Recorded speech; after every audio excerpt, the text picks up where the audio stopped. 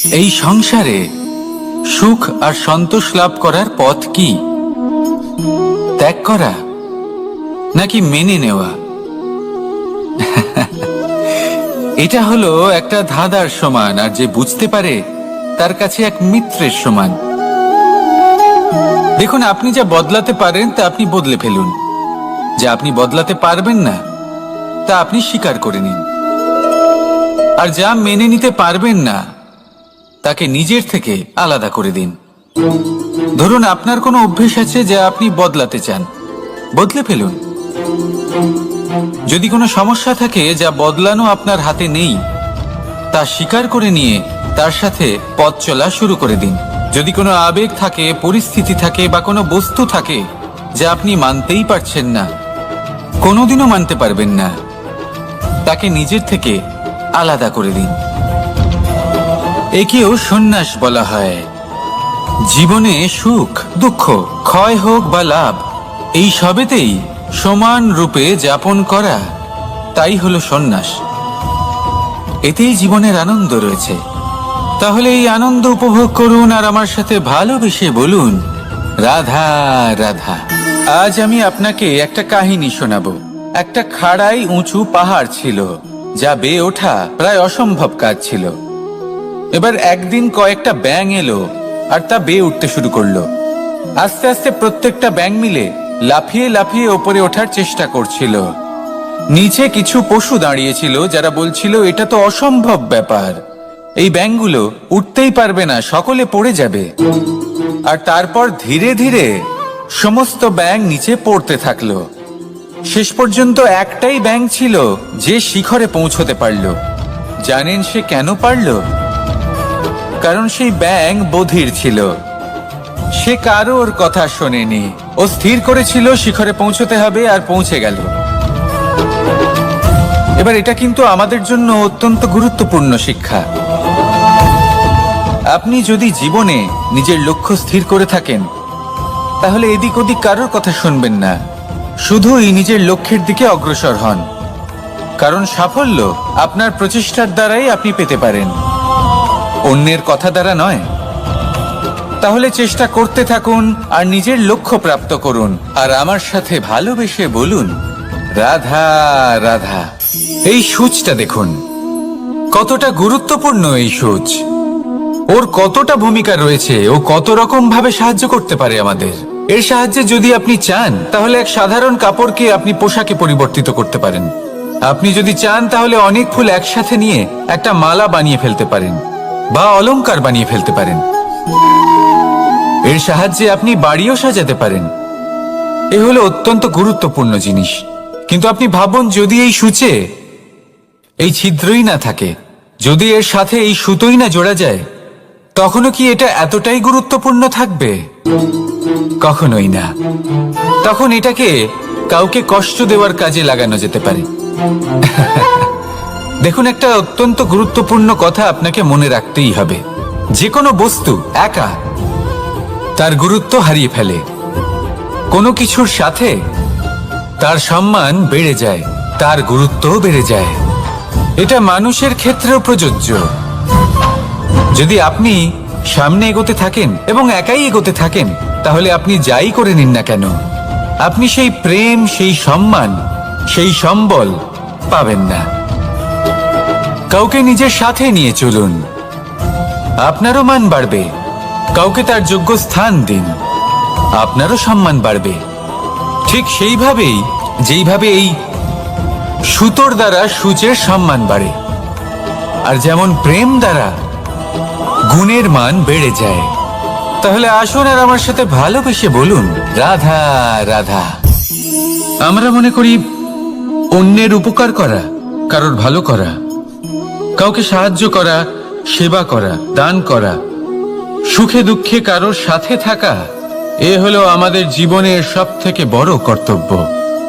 এটাই আসল কর্তব্য। কিন্তু এটা কি সত্যি? না।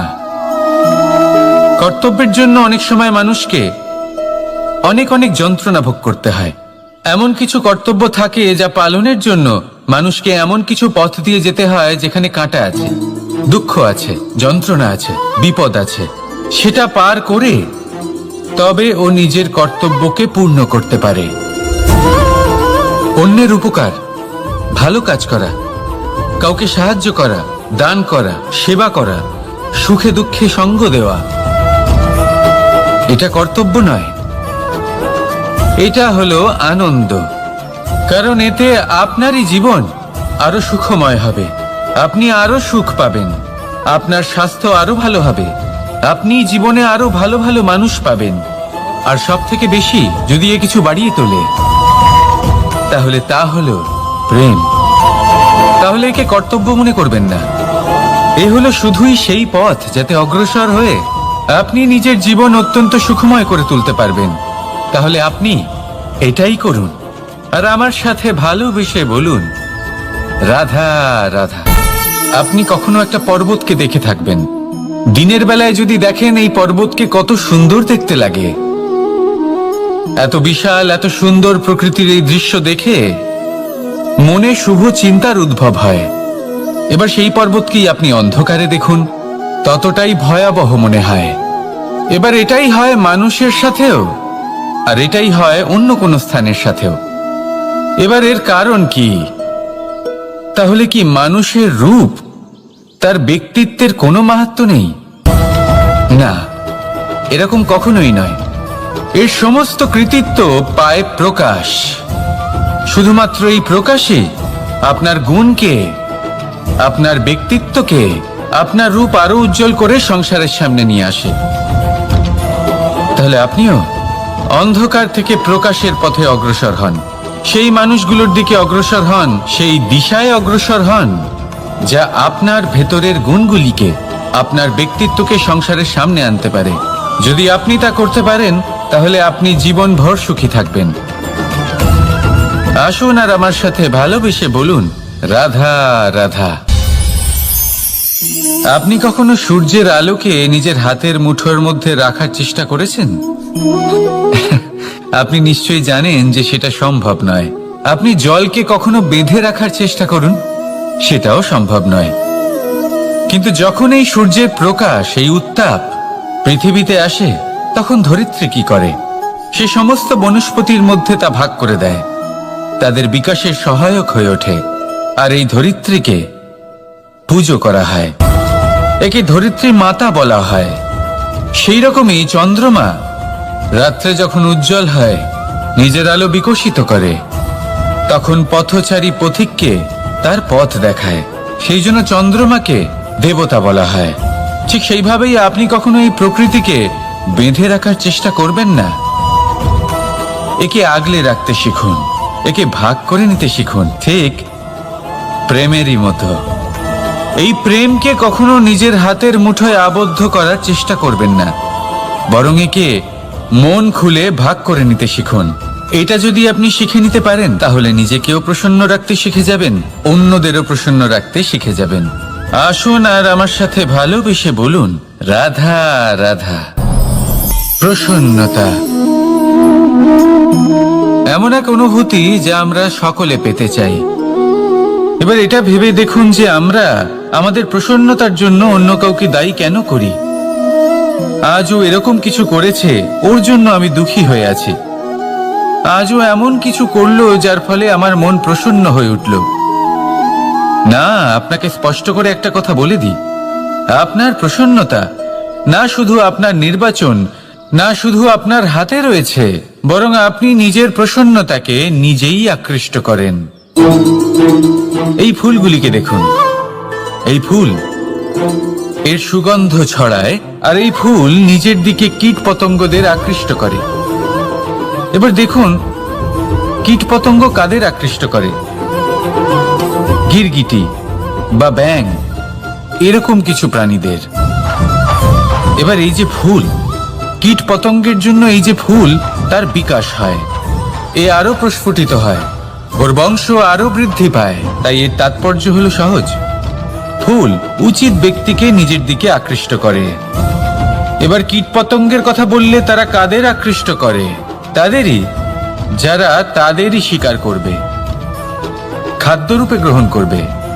এবার কাকে আপনি নিজের দিকে আকৃষ্ট করতে চান তার নির্বাচন আপনারই। আপনি কি প্রসন্নতাকে নিজের দিকে আকৃষ্ট করতে চান নাকি অপ্রসন্নতাকে করতে চান তার নির্বাচন আপনারই। আপনি জীবনে যা কিছু পাবেন, সুখ দুঃখ, আশা নিরাশা, প্রসন্নতা অপ্রসন্নতা, সবই হলো আপনারই নির্বাচনের পরিণাম। তাহলে সঠিক নির্বাচন করুন আর আমার সাথে ভালোবেসে বলুন, রাধা রাধা। ঘূর্ণিঝড়। যখন এই ঘূর্ণিঝড় আসে তখন প্রচন্ড বেগে হাওয়া বয়ে চলে। সেই সময় এমন কিছু বৃক্ষ আছে যা কঠিন হয়ে দৃঢ় হয়ে দাঁড়িয়ে থাকে। সেই গাছ যা 10 বছর ধরে বা সহস্র বছর ধরে দাঁড়িয়ে থাকে তাদেরকে আপনি খুব সহজে নাড়াতে পারবেন না। কিন্তু ঘূর্ণিঝড়, এর প্রভাব এতটাই তীব্র হয়, এর হাওয়াতে এতটাই প্রবল শক্তি থাকে যে এই বৃক্ষগুলিকে উচ্ছেদ করে, সেই বৃক্ষ নষ্ট হয়ে যায়। এবার এমন কিছু বৃক্ষ থাকে যাদের কাণ্ড নমনীয় হয়, খুবই নরম হয়। সেই জন্য যখন জোরে বাতাস বয়, কোনো ঘূর্ণিঝড় আসে, তখন এই বৃক্ষগুলি ঝুঁকে যায়। আর যখন এই ঘূর্ণিঝড় চলে যায়, শান্ত হয়ে যায়, তখন ওরা আবার দাঁড়িয়ে পড়ে। এবার এটাকে আপনি কি বলবেন, কি বুঝবেন আপনি? সুযোগ সন্ধানী? না, বরং এটাই হলো প্রকৃত আদর্শ। যখন আপনার সামনে এমন কেউ থাকেন যিনি আপনার থেকে অনেক শক্তিশালী, তখন তাকে সম্মান করা আপনাকে শিখতেই হবে। তাই মনে রাখবেন, এই সংসারে যখনই দুই শক্তির একে অপরের সাথে সংঘর্ষ হয়, শুধুই বিনাশ হয়। কিন্তু যখন শক্তির সাথে আসক্তি মিলিত হয়, সেখানে সুরক্ষা থাকে, সেখানেই কিছু নির্মাণ হয়। তাই আসুন আর আমার সাথে ভালোবেসে বলুন, রাধা রাধা। ভয়। আমরা ভয়ের বিষয়ে অনেক কথা বলি, ভয়ের থেকে সবসময় দূরে পালাই। কখনো ভেবে দেখেছেন আমরা এই ভয়ের সদ্ব্যবহারও কি করতে পারি না? নিশ্চিত রূপে করতেই পারি। এমন কোনো অক্ষর নেই যার দ্বারা কোনো মন্ত্র হয় না। তাই নিশ্চিত রূপে এই ভয়েরও সদ্ব্যবহার আমরা করতেই পারি। নির্ভর করছে আপনার দৃষ্টিভঙ্গির ওপর, আপনার প্রতিক্রিয়ার ওপর। ভয় যখন সামনে আসে, দুটো পথ থাকে। প্রথমটা হলো ভয়ভীত হয়ে চুপচাপ পালিয়ে যাওয়া, আর দ্বিতীয় পথ সেই ভয়ের সম্মুখীন হওয়া। সেই ভয়ে ডুবে গিয়ে দেখুন এমন কি আছে যা আপনাকে পিছনে টেনে রাখছে। নিজের সাহসকে জাগিয়ে তুলুন, নিজেকে আরো শক্তিশালী বানিয়ে তুলুন, নিজেকে আরো শ্রেষ্ঠ বানিয়ে তুলুন, আর আপনার সামনে যা আছে সব প্রাপ্ত করে নিন। সেই ভয়, আপনি তার থেকে পালিয়ে যেতে চান নাকি তার সম্মুখীন হয়ে নিজেকে আরো শ্রেষ্ঠ বানাতে চান? সেই চয়ন আপনারই, প্রতিক্রিয়া আপনারই, দৃষ্টিভঙ্গি আপনারই। আসুন আর আমার সাথে ভালোবেসে বলুন, রাধা রাধা। কখনো কোনো বনে আপনি আগুন লাগতে দেখেছেন? এমন ভয়ানক আগুন লাগতে পারে সমস্ত বন জ্বালিয়ে দিতে পারে। সেখানে যে বনস্পতি পাওয়া যায়, সেখান থেকে যে ঔষধি পাওয়া যায়, সব কিছু নষ্ট হয়ে যায়। যে পশু পাখি পাওয়া যায়, বেশিরভাগই নিজের প্রাণ হারিয়ে ফেলে, আর যারা বাকি থাকেন তারা নির্বাসিত হন। কিন্তু কখনো ভেবে দেখেছেন এই বনে আগুন লাগে কি করে? ছোট ছোট শুকনো পাতার কারণে, শুকনো ডালের কারণে, সেগুলো যেগুলো কখনো গাছের অংশ ছিল। সবসময় মনে রাখবেন, গাছ আমরা কুড়ুল দিয়ে কেটে থাকি, কিন্তু গাছ কখনো কুড়ুলের ডগা দিয়ে কাটা যায় না। বরং এই যে হাতলটা আছে, তাতে যে শক্তি লুকিয়ে রয়েছে, এই শক্তির দ্বারা গাছ কাটা হয়। এবার বলুন, এই যে হাতল, এ কি দিয়ে তৈরি হয়? স্বয়ং গাছের দ্বারাই। এর থেকে আপনি কি শিক্ষা পেলেন? যদি কেউ আপনজন হন, যে আপনার কোনো দরকারে লাগছেন, সেই কারণে তাকে নিজের থেকে দূরে করবেন না। যদি তার সাহায্যের প্রয়োজন হয় তাহলে তাকে সাহায্য করুন, যদি তার সঙ্গের প্রয়োজন হয় তাহলে তাকে সঙ্গ দিন। নিঃস্বার্থভাবে আপনজনদের বিকাশের পথে নিয়ে যান। নিজের স্বার্থ অনুসারে আপনজনদের নিজের জীবনে রাখবেন না। আসুন আর আমার সাথে ভালোবেসে বলুন, রাধা রাধা। জীবনে লক্ষ্য লাভ কি করে করতে হয়। কেউ বলবে বন্ধুদের সাহায্যে, কেউ বলবে প্রেমের সাহায্যে, কেউ বলবে নিরন্তর চেষ্টা করলে, কেউ বলবেন পরিশ্রম করলে, কেউ বলবেন ঈশ্বরের আশীর্বাদে, ইত্যাদি ইত্যাদি। আমি আপনাকে বুঝিয়ে বলি, এই যেমন ত্রিলোক আছে, অর্থাৎ 3 লোক আছে, যাকে সঞ্চালন করে ত্রিদেব বা 3 জন দেবতা। সেইভাবে নিজের লক্ষ্যে পৌঁছানোর জন্য 3টি ভাবের প্রয়োজন পড়ে। প্রথম ভাব হলো স্বপ্ন দেখা। আপনি যদি স্বপ্ন দেখতে শুরু না করেন তাহলে সেখানে পৌঁছতেই পারবেন না। তারপর আপনাকে দৃঢ় সংকল্প নিয়ে সেই পথ যেমনই হোক তাতে চলতে হবে। এ হলো দ্বিতীয় ভাব, দৃঢ় সংকল্প। আর তৃতীয় ভাব হলো সেই লক্ষ্যের যাত্রা পূর্ণ করার জন্য প্রতিবদ্ধ হওয়া।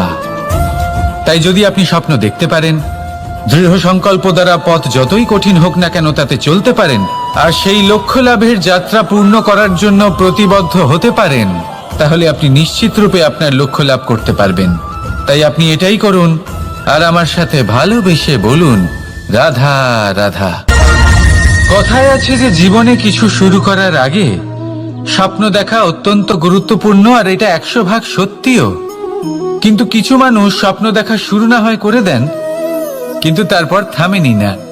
স্বপ্ন দেখতেই থাকেন, তারা ভাবতেই থাকেন, কর্ম করেন না। এমন সময় আপনাকে নিজেকে জাগিয়ে তুলতে হবে। নিজেকে বলতে হবে যে এবার উঠে কর্ম করার সময় এসে গেছে। কারণ আপনারা যদি অত্যাধিক বিচার করতে থাকেন, স্বপ্ন দেখতে থাকেন, তাহলে উঠে কিছুই করতে পারবেন না। আপনি শুধু একটা কাজ করুন, উঠে কর্ম করা আরম্ভ করে দিন। তারপর ভেবেচিন্তে ধীরে ধীরে নিজের কর্মকে দিশাও দিন, আর তাকে উচিত গতিও দিন। কারণ এটাই হলো সাফল্যের মূল মন্ত্র। না শুধু কর্ম করুন না ভাবনা চিন্তা করে, আর না শুধু ভাবুন কর্ম না করে। সাফল্যের মূল মন্ত্র হলো এর ভারসাম্যে। তাহলে এটাই করুন, সাফল্যকে লাভ করুন, আর আমার সাথে ভালোবেসে বলুন, রাধা রাধা। সূর্যের মনে হয় যে তার থেকে বেশি তেজস্বী আর উজ্জ্বল কেউ নেই। তাই তার এই অহংকার ভঙ্গ করার জন্য মেঘ চলে আসে। তারপর এই মেঘের অহংকার বেড়ে যায় যে তার থেকে বেশি ঘন আর কেউ নেই। তারপরে বাতাসের একটা প্রবল দমক আসে আর মেঘেদের ছিন্ন ভিন্ন করে দিয়ে চলে যায়। তখন বায়ুর অহংকার বেড়ে যায়, আরো ভাবে যে তার থেকে বেশি শক্তিশালী আর কেউ নেই। এই দমকা বাতাস যখন বিশাল এক পর্বতের সাথে ধাক্কা খায়, তখন সেই বাতাসের অহংকারও চূর্ণ বিচূর্ণ হয়ে যায়। তারপরে পর্বত ভাবে যে তার থেকে বেশি ধীর আর শক্তিশালী আর কেউ নেই। তখন পৃথিবীতে ভূমিকম্প হয়, আর সেই বিশাল পর্বত চূর্ণ বিচূর্ণ হয়ে যায়, তারও অহংকার ভেঙে যায়। এবার ধরিত্রীর অহংকার হতে থাকে। ধরিত্রী বলে যে আমার উপর সবকিছু টিকে রয়েছে, আমার থেকে বেশি শক্তিশালী আর কেউ নেই। একটা ছোট্ট ইঁদুর আসে, মাটিতে গর্ত করে আর মাটি ধসিয়ে দেয়। ধরিত্রীর অহংকার ভেঙে যায়। এর তাৎপর্য হলো সরল। এই সংসারে অহংকার কখনো স্থির থাকে না, এই অহংকার ভাঙবেই। এটা হলো সাংসারিক চক্র। আমাদের নিজেদের জীবনে কর্তব্য পালন করতে হবে, কর্ম করতে হবে, কিন্তু অহংকার নয়। যে ব্যক্তি এটা বুঝতে সক্ষম হন তাকে জ্ঞানী বলা হয়, আর যে মানুষ এটা বুঝতে পারেন না তিনি সারা জীবন শোধ প্রতিশোধ মান অভিমানের এই চক্রে আটকা পড়েন। এবার আপনি কি এই চক্রে আটকে থাকতে চান, নাকি জ্ঞানী হয়ে উঠতে চান? সেই চয়ন আপনারই। আসুন আর আমার সাথে ভালোবেসে বলুন, রাধা রাধা। কোন যোদ্ধা জন্ম থেকে যোদ্ধা হন না, তিনি যোদ্ধা হবেন কিনা চয়ন করেন। তিনি যোদ্ধা হবেন বলে তখনই স্থির করেন যখন তিনি পিছু হটবেন না বলে দৃঢ় প্রতিজ্ঞ হন। যদি ওনার সামনে অশুভ কিছু হয়, তার বিরোধিতা করতে দৃঢ় প্রতিজ্ঞ হন, তবেই তিনি যোদ্ধা হতে পারেন। কেউই যোদ্ধা হয়ে এই পৃথিবীতে জন্মগ্রহণ করেন না। আপনি কি হতে চান? সেই দর্শক হতে চান যারা যুদ্ধভূমিতে বসে থেকে অন্য কারোর জয়ে উচ্ছ্বাস প্রকাশ করেন, নাকি সেই যোদ্ধা হতে চান যিনি নিজের শৌর্য দিয়ে, বীরত্ব দিয়ে পরাক্রম প্রদর্শন করেন এবং যার প্রশংসা যুগ যুগ ধরে হয়ে চলে। সিদ্ধান্ত আপনারই। আসুন আর আমার সাথে ভালোবেসে বলুন, রাধা রাধা। সাফল্য খুব সহজ এক শব্দ। এটা হলো সেই সব শব্দের মধ্যে অন্যতম যা মানুষ একটু বুঝলেই ভাবেন সব বুঝে ফেলেছি। আর যেই উনি বুঝতে পারেন সাফল্য কি, আজীবন সেই সাফল্যের পেছনেই ছুটতে থাকেন। এই সাফল্য হলো একটা খেলার মতো, যাতে মানুষ নিজের সমস্ত জীবন বাজি লাগিয়ে দেন। আর প্রত্যেক খেলার মতোই এরও কিছু নিয়ম রয়েছে।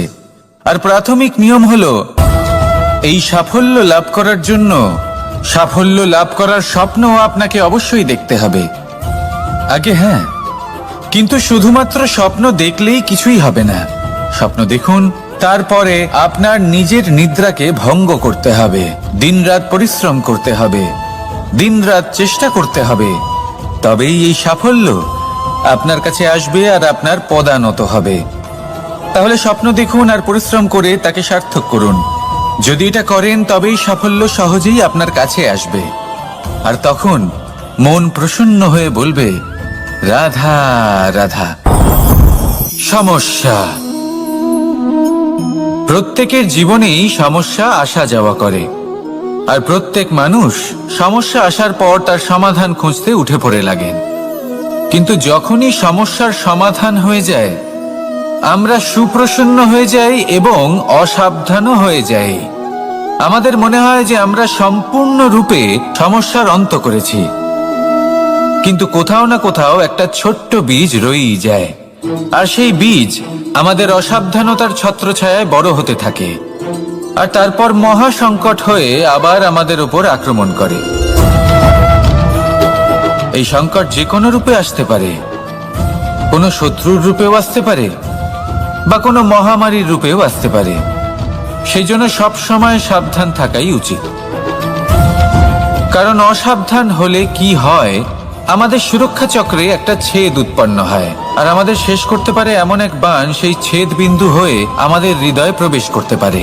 তাই যে কোনো সমস্যার সমাধান করুন, জয়ী হন, উৎসব পালন করুন, কিন্তু সাবধানে থাকবেন।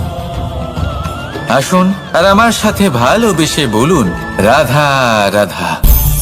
আমাদের জীবনে দুই ধরনের সম্পত্তি হয়ে থাকে, এক হলো ভৌতিক সম্পত্তি, এক হলো জৈবিক সম্পত্তি। অর্থ, সম্পদ, সুবিধে, খাদ্য, এই সব ভৌতিক সম্পত্তির মধ্যে পড়ে।